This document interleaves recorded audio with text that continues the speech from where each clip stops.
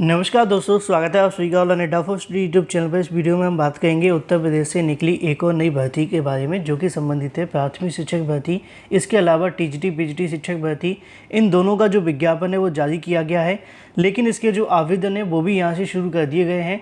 इसके अलावा चयन प्रक्रिया, आयु, आवेदन कौन कौन कर सकते हैं, आयु सीमा इसकी क्या होगी, वेतन इसका 36,000 से प्लस होगा। जब 36,000 आपको वेतन दिया जाएगा तो ये जो वैकेंसी होगी वो संविदा पर नहीं होगी, क्योंकि आपने देखा होगा हाल ही में बहुत सारी वैकेंसियां तो निकली हैं, लेकिन वो ज़्यादातर संविदा पर देखने के लिए मिली हैं। लेकिन ये वैकेंसी संविदा पर नहीं है, ये रेगुलर पोस्ट पर आपको देखने के लिए मिलेगी, जिसमें आप टीजीटी पीजीटी इसके अलावा प्राथमिक के लिए आवेदन कर सकते हैं। हम डिटेल में बात करेंगे कि टीजीटी पीजीटी प्राथमिक के अंदर कौन कौन आवेदन कर सकता है और आयु सीमा के बारे में। उसके बाद हम बात करेंगे तमाम मुद्दों को लेकर। तो चलिए दोस्तों, वीडियो शुरू करते हैं। वीडियो को लाइक और शेयर कर दें, साथ ही चैनल को सब्सक्राइब कर लें और बेल आइकन को दबा लें, जिससे कि आपको इसी प्रकार की ऑथेंटिक और सटीक जानकारी ऑनलाइन नेटा फॉर स्टडी चैनल के माध्यम से लगातार मिलती रहे। तो चलिए दोस्तों, वीडियो शुरू करते हैं। मैं आप सभी को इसकी ऑफिशियल वेबसाइट पर भी लेकर के जाऊंगा, जिससे कि आपको दिक्कतों का सामना न करना पड़े और वहां पर जाकर भी आप सभी आवेदन कर पाएँ। सबसे पहले दोस्तों, आप सभी को यहां पे देखने के लिए मिलेगा आर्मी पब्लिक स्कूल के माध्यम से कानपुर से वैकेंसी देखने के लिए मिलती है, जिसके अंदर एपीएस कानपुर कैंट की बात की जाती है। एपीएस कानपुर कैंट की वैकेंसी की अगर बात की जाए पीजीटी के फिजिक्स के लिए, chemistry, economics and PHE. PHE का मतलब होता है फिजिकल हेल्थ एजुकेशन। इसके अलावा यहाँ पे आप सभी के सामने बेसिक पे स्केल देखने के लिए मिलेगा, जो कि 36,237 रुपये होगा। और ऊपर आप सभी के सामने लिखा हुआ है, ये जो वैकेंसी होगी वो आपकी रेगुलर बेसिस पे होगी, मैं आपको दिखा भी दूंगा। इसके अलावा एपीएस ओल्ड कैंट प्रयागराज की अगर बात की जाए तो यहाँ से आपको टीजीटी साइंस की वैकेंसी, इसके अलावा पीआरटी जिसको हम कहते हैं प्राथमिक शिक्षक भर्ती, उसके भी यहाँ से वैकेंसी देखने के लिए मिली है, जिसमें 35,723 रुपये से लेकर लगभग 34,695 रुपये आप सभी के सामने पे स्केल देखने के लिए मिलेगा। अब अगर बात की जाए कुछ टर्म एंड कंडीशन के बारे में, तो यहाँ पे दोस्तों आपको देखने के लिए मिल जाती है कि कोई प्रकार का आपको डीए एचआरए एप्लीकेबल नहीं दिया जाएगा पर स्कूल नॉर्म्स। मतलब आप सभी को किसी प्रकार का महंगाई भत्ता, टेबल भत्ता या कोई भी आप सभी के सामने भत्ता होता है वो आप सभी को नहीं दिया जाता है। आप सभी इस बात को ध्यान में रखें, वो किसी के माध्यम से नहीं मिलता है। इसके अलावा यहाँ पे दूसरे नंबर की टर्म एंड कंडीशन काफ़ी ज़्यादा महत्वपूर्ण है। Candidate already holding CSB score card and who have recently pass CSB 18 exam with at least 50% marks only eligible to apply application forward through email will not be accepted. मैं आपको बता दूं कि अगर आप ईमेल के द्वारा इस फॉर्म को भरते हैं तो वो एक्सेप्ट नहीं किया जाएगा, पहला। दूसरा यहाँ पे लिखा हुआ है सीएसबी स्कोर कार्ड के बारे में विद 50% मार्क्स के साथ। अगर आपको याद होगा 2 महीने पहले मैंने एक वीडियो बनाकर आपको जानकारी दी थी कि आर्मी पब्लिक के माध्यम से आपके नोटिफिकेशन जारी कर दिए गए हैं और जो भी अभ्यर्थी आवेदन करना चाहते हैं वो कर सकते हैं। जिन्होंने आर्मी पब्लिक भर्ती को लेकर आवेदन किया होगा वो आपका एग्ज़ाम पूरे तरीके से कंप्लीट हो चुका है। अब जो भी अभ्यर्थी उस एग्ज़ाम के अंदर 50% मार्क्स के साथ क्वालिफाई कर चुके हैं, उन सभी को आवेदन करने का मौका मिलेगा अलग अलग जगहों पर। जैसे कि आप टेट सीटेट क्वालिफाई कर लेते हैं ना, फिर आपको अलग अलग आवेदन करने का मौका मिलता है। ऐसे ही यहाँ पे देखने के लिए मिलता है आर्मी पब्लिक स्कूलों के अंदर। आप पहले यहाँ पे एक एग्ज़ाम करवाया जाता है AWES के माध्यम से। उस एग्ज़ाम को जैसे ही आप क्वालिफाई करते हैं, फिर कहीं से भी वैकेंसी निकलती है, आप उसमें आवेदन करने के लिए एलिजिबल हो जाते हैं। तो यहाँ पे आप सभी को आवेदन करने के लिए सीएसबी स्कोर कार्ड आपके पास होना चाहिए, जिसका एग्ज़ाम हाल ही में देखने के लिए मिला था। नीचे आप सभी के सामने कुछ और लिखा हुआ है क्वालिफिकेशंस के बारे में।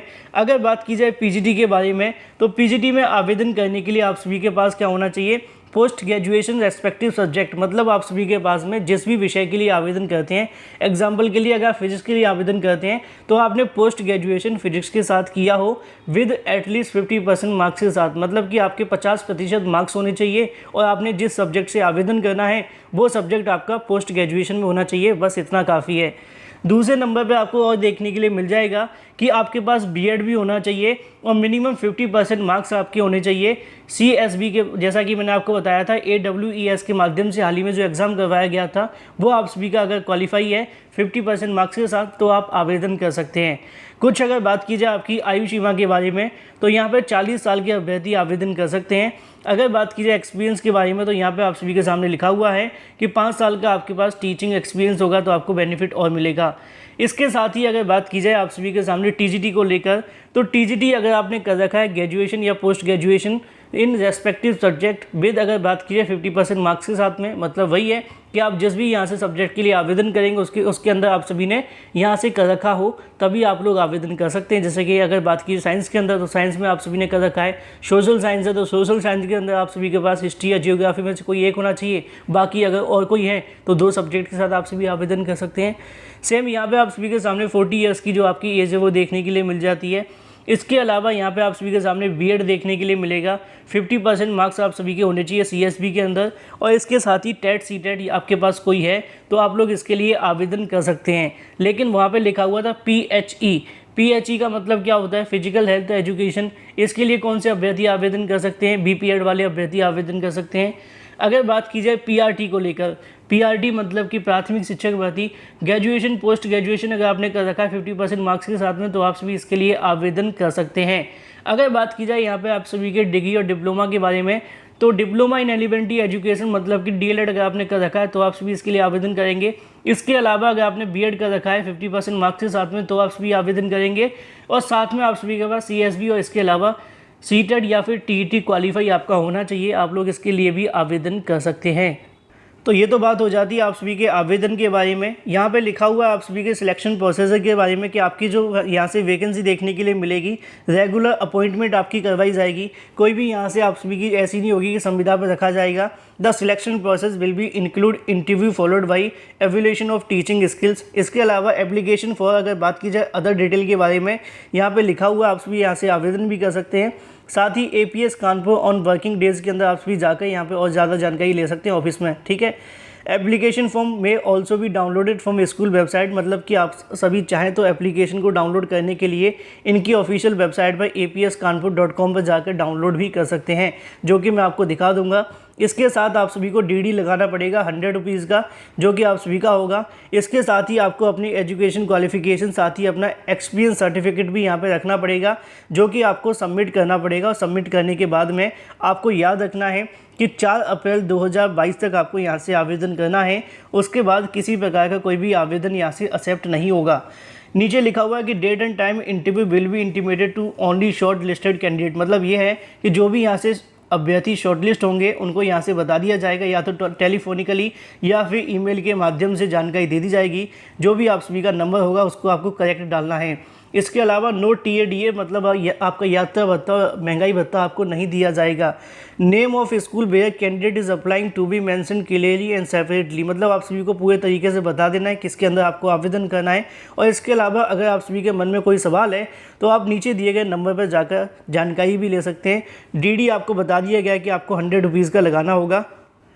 इसके अलावा आप सभी को आना है ऑफिशियल वेबसाइट पर। ऑफिशियल वेबसाइट पर जैसे ही आप आएंगे अगर बात की जाए कानपुर.com पर, तो यहाँ पे कुछ ऐसा आपको इंटरफेस देखने के लिए मिलेगा, जिसमें आपको पहले नंबर पे क्लिक करना होगा। जैसे ही आप सभी इसके ऊपर क्लिक करते हैं तो क्लिक करने के बाद आप सभी के सामने यहाँ से एडवर्टीजमेंट देखने के लिए मिलेगा, और यहाँ से आप सभी पीडीएफ को डाउनलोड कर सकते हैं जिसमें आपको आवेदन करना है। तो यहाँ पे आपको फॉर्म भरने के बारे में थोड़ी जानकारी दे देते हैं। यहाँ पे आप सभी को बताना होगा किस पोस्ट के लिए आप आवेदन कर रहे हैं। इसके अलावा आपको स्कूल का नाम डालना होगा, अपना फोटोग्राफ डालना होगा, यहाँ पे आपका नाम, इसके अलावा आपका पिता का नाम, डेट ऑफ बर्थ, नेशनलिटी, इसके अलावा स्टेट, और साथ ही आपका एड्रेस यहाँ पे डलेगा। इसके साथ ही आप सभी के सामने ईमेल, मोबाइल नंबर आप सभी को डालना होगा। नीचे आप सभी के सामने यहाँ से डेस्टिनेशन पोस्ट आपको डालनी है, नेम, एड्रेस आपको डालना है। इसके अलावा आप सभी के सामने और जो भी जानकारियाँ हैं वो आपको फिल कर देनी है।